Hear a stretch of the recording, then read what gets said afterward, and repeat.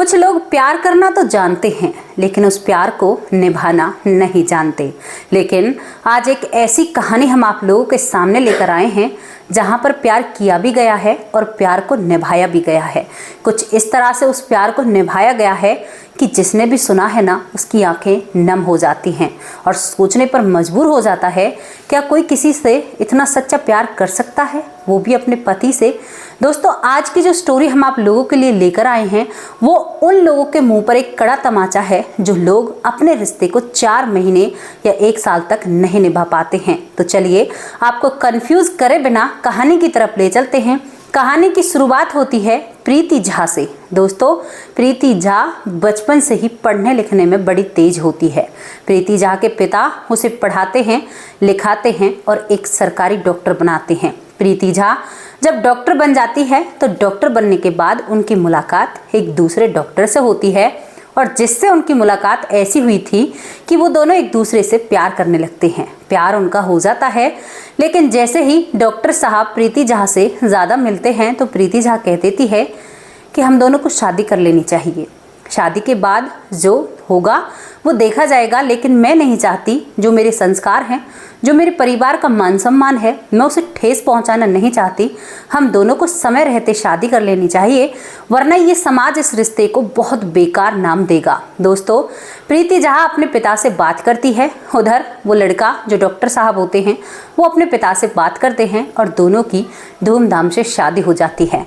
ये शादी ज़्यादा इतनी बड़ी तो नहीं थी, लेकिन जिसने भी देखी बस जोड़ी को कहते कि राम मिलाई जोड़ी है। ये दोनों एक दूसरे के लिए ही बने थे शायद, या एक दूसरे के ही थे।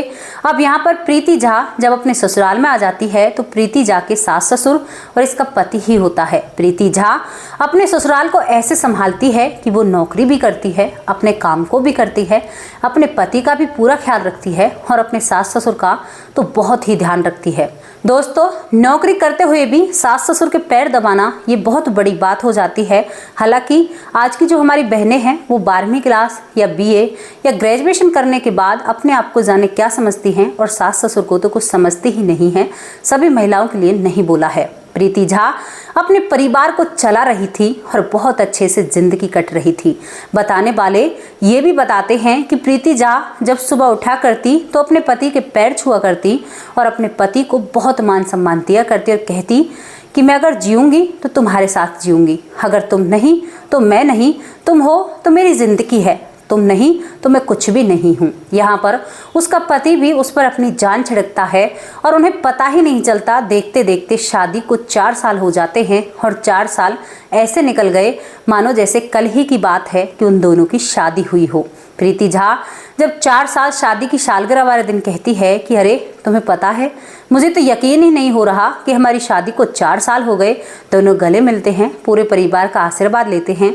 दोस्तों, 2-4 दिन निकलते हैं, तभी प्रीति झा के पति के सीने में दर्द होता है। प्रीति झा भी डॉक्टर नहीं थी, पति भी डॉक्टर होता है, तो प्रीति झा घर से ही फ़ोन कर देती है पूरे स्टाफ को कि इनको बहुत ज़्यादा दिक्कत है, इनकी तबीयत बहुत ज़्यादा ख़राब है, सर में दर्द है, सीने में दर्द है और मैं इनको लेकर आ रही हूँ, जल्दी से आईसीयू रूम तैयार करो। उसके कहने पर पूरा स्टाफ तैयार खड़ा होता है और प्रीति झा के हाथों से उसके पति को अंदर ले जाते हैं और वो बहुत ज़ोर ज़ोर से रो रही थी, शायद वो डॉक्टरी को भी भूल चुकी थी। इसके बाद प्रीति झा के पति का इलाज चलता है और दोस्तों करीबन 100 घंटे तक उसका इलाज चलता रहता है। प्रीति झा एक पल के लिए अपने पति से नज़रें नहीं हटाती है, क्योंकि वो भी डॉक्टर है और उसे पूरी इजाज़त होती है। उसकी आंखों से आंसू नहीं रुकते हैं और करीबन 100 घंटे के इलाज के बाद प्रीति झा को एक जवाब मिलता है। सास कई बार कोशिश करती है कि बेटा तू खाना पीना खा ले, कुछ कर ले, तू देख ले, तू बीमार हो जाएगी। वो चारों तरफ से संभालने की कोशिश कर रही है सास, लेकिन प्रीति झा की नज़रें पलके तक नहीं झपकी हैं। 100 घंटे बहुत बड़ी बात हो जाती है। कोई इंसान बिना सोए कैसे रह सकता है। अब इसके बाद उसकी सास की कोशिश नाकाम होती है और डॉक्टर अंदर से आकर कहते हैं हम उस कोशिश में कामयाब नहीं हो पाए, आपके पति को हम नहीं बचा पाए। जब ये बात प्रीति झा सुनती है तो वो खड़ी हुई थी और एकदम से फर्श पर गिर जाती हैं। सास उसे संभालती है, कहती है कि बेटा अपने आप को संभालो, मेरा भी तो बेटा था। सास बहुत ज़ोर ज़ोर से रोने लगती है और प्रीति झा वहाँ पर एक बात कहती है कि ये नहीं तो मैं नहीं, अब मैं इसके बिना नहीं रह सकती। डॉक्टर ये बात को सोच ही नहीं पाते हैं, समझ ही नहीं पाते हैं और प्रीति झा हॉस्पिटल से निकल जाती है। दोस्तों, वो चलते चलते गाड़ी को लेती है और चलते चलते ब्रिज पर पहुंच जाती है। बहुत ऊंचा ब्रिज होता है दोस्तों, उस पर खड़ी हो जाती है। कई लोग देख रहे थे वहाँ पर निकलने वाले कि भाई एक महिला क्या कर रही है, लेकिन किसी ने ज़्यादा ध्यान नहीं दिया। कोई भी जब उस पर ध्यान नहीं देता है तो वो खड़ी होकर अपने पति को, उन लम्हों को याद करती है, शायद जो उसने अपने पति के साथ जिए थे। और दोस्तों, वो उस ब्रिज से छलांग लगा देती है। कुछ लोग उसके पीछे भी भागते हैं। जैसे ही लोग समझ पाते हैं, इतने में ही प्रीति झा उस ब्रिज से नदी में छलांग लगा देती है। जब वो नदी में कूद जाती है तो दोस्तों, वहाँ से तो बचना नामुमकिन होता है और ये बात ऐसे फैल जाती है। और जब ये बात सास को पता चलती है तो प्रीति झा की सास जो होती है अपने सर में हाथ मारती है और कहती है कि अरे, आज मैं कितनी अच्छी तरह से लुटी हूँ, ना ही तो मेरा बेटा रहा और ना ही मेरी बहू रही। हाँ, मैं करूँ तो मैं करूँ क्या। और दोस्तों, उस सास को कुछ भी होश नहीं रहता। प्रीति झा का ससुर वो बिल्कुल कोमा में चले जाते हैं। उनकी हालत इतनी बिगड़ जाती है जब वो ये बात सुनते हैं। और उसके बाद दोस्तों, सुबह होती है। सुबह जब होती है ना, तो प्रीति झा की डेड बॉडी को ढूंढ लिया जाता है। उनका दोनों जने का पोस्टमार्टम चलता है दोस्तों एक ही हॉस्पिटल में। और जब दोनों की घर पे लाया जाता है, प्रीति झा को सजाया जाता है, उसे दुल्हन बनाया जाता है।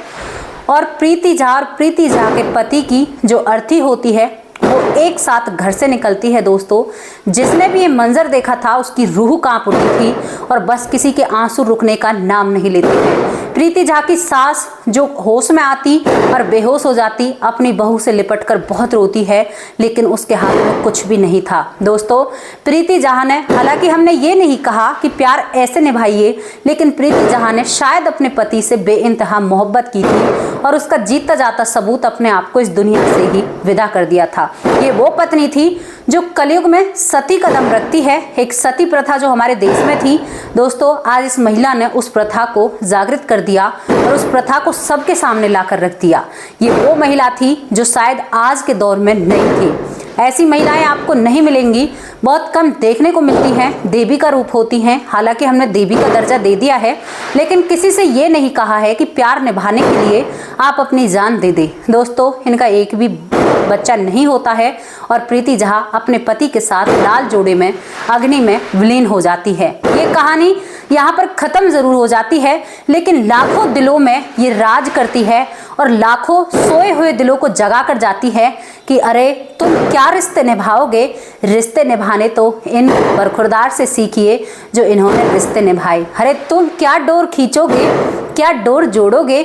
डोर जोड़नी तो आप प्रीति झा से सीखो। दोस्तों, एक ऐसी नारी, एक ऐसी महिला जिसने सबके सामने एक ऐसी बात रख दी थी जो प्रीति झा के भाई होते हैं। यहाँ पर यह भी बताया जाता है, जब प्रीति झा ब्रिज पर खड़ी हुई थी तो पहले अपने दोनों भाइयों से बात करती और कहती है कि भैया मुझे माफ़ कर देना। प्रीति झा के दो भाई होते हैं, उनसे कहती है कि मुझे माफ़ कर देना, मैंने कोई गलत नहीं किया, लेकिन मैं तुम्हारे जीजा के बिना नहीं रह सकती। भाई बहुत कोशिश करते हैं घर से भागने की, बहन को बचाने की, लेकिन उन्हें पता ही नहीं चल पाता कि उनकी बहन कौन से ब्रिज पर खड़ी है, कहाँ पर है। वो बहुत पूछने की कोशिश करते हैं, लेकिन वो किसी को नहीं बताती। लेकिन अपने पिता से और दोनों भाइयों से बात कर कर आखिरी वक्त पर वो इस दुनिया को अलविदा कह देती है। तो दोस्तों, कैसी लगी एक महिला की स्टोरी। यहाँ पर इसे कहते हैं प्यार निभाना।